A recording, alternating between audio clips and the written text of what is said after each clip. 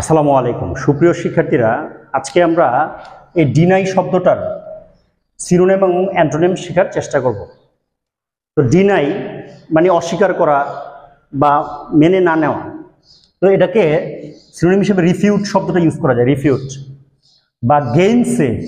হ্যাঁ, তারপরে আছে কন্ট্রাডিক্ট, রিফিউট বা গেইনসে বা কন্ট্রাডিক্ট। তারপরে আছে কন্ট্রাভিন, সিউএনটিআরএ কন্ট্রা বিইএন, কন্ট্রাভিন অথবা রিফিউজ, রিফিউট, রিফিউজ। হ্যাঁ, তারপর আছে গেইনসে, কন্ট্রাডিক্ট, কন্ট্রাভিন। এই শব্দগুলো আমরা সিনোনিম হিসেবে ব্যবহার করতে পারি ডিনাইয়ের। তো ডিনাই শব্দটার যেই শব্দগুলো অ্যান্টোনিম হইতে পারে, যেরকম অ্যাফার্ম। অ্যাফার্ম মানে কি? যে কোনো কিছুকে দৃঢ়তার সাথে বললে এটাকে বলা হয় affirm.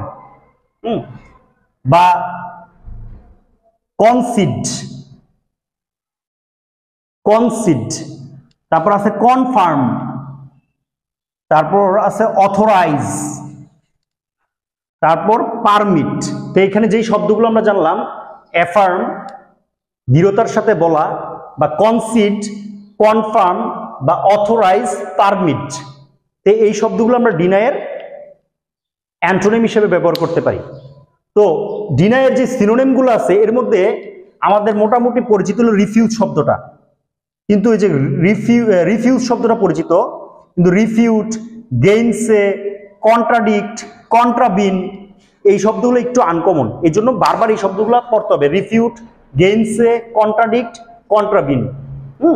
Refute, gainsay, contradict, contravene. তা বারবার এরকম বলতে বলতে আমাদের মুখের জড়তা দূর হবে। আর এইখানে অ্যান্টোনিম হিসেবে অ্যাফার্ম মোটামুটি সহজ আছে, তারপরে কনফার্ম, অথরাইজ, পারমিট। কিন্তু কনসিড এই শব্দটা একটু নতুন, এটা একটু ভালোভাবে মনে রাখতে হবে। তো এই ছিল ডিনাইয়ের সিনোনিম অ্যান্টোনিম সম্পর্কিত আলোচনা। সবার জন্য শুভকামনা। Thanks for watching.